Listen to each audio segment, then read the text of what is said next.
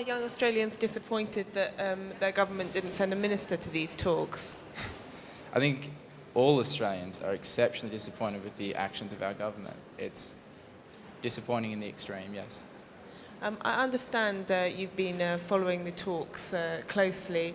How do you feel that the impact of Australia's decision to perhaps go back towards a 5% rather than a 25% reduction in its carbon emissions is having on encouraging other countries to act? I feel it gives other countries an excuse to not act, to be hesitant.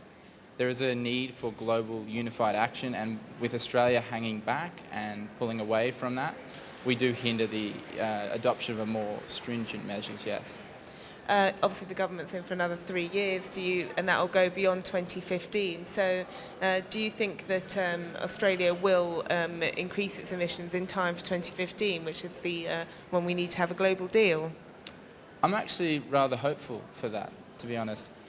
I feel that the Australian people, the demand for action is not highly prevalent now, but Australia is being rocked by extreme events, unprecedented flooding, bushfires unseasonably horrible.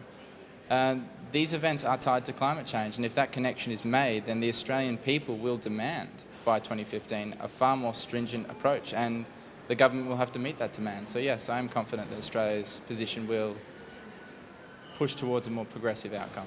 Let's hope so. In the meantime, you've been following the talks. I believe you're up till 3 or 4 last night. How is and particularly following the stream that is working towards a global deal that will commit all countries to cut emissions by 2015. Well, the deal in 2015, the emission cuts don't start till 2020. How's that going? Difficult question. The draft text of what the parties will agree to by today has been submitted, and it's been reviewed, and a second text has been put forward, and that was discussed and analysed, and parties picked through the areas in which they were not happy with or which they'd like to see change.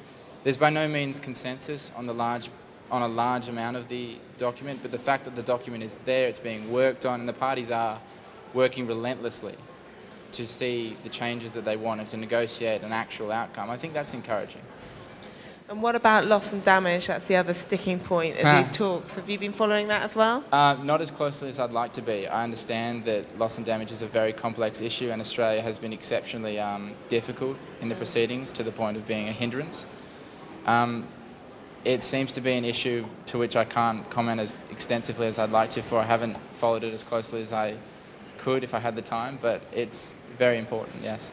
And just lastly, you're representing Australian young people. Do you think that you can get more of a movement of young people in Australia to try and change the government's action on this? Yeah, absolutely. Mobilising youth is by no means an easy task, but we definitely have a voice in this, and we have the largest stake in the area of climate change. We're going to be the ones who have to implement and take the hard decisions if they're not made now, and we will suffer the consequences. So I don't think it's hard in that sense to draw youth into supporting it, but having that unified voice is the most difficult area, I think.